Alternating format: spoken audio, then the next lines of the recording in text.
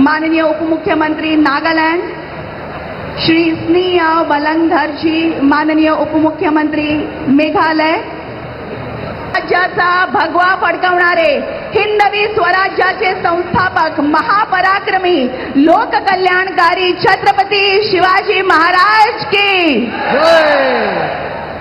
हिंदू हृदय सम्राट परम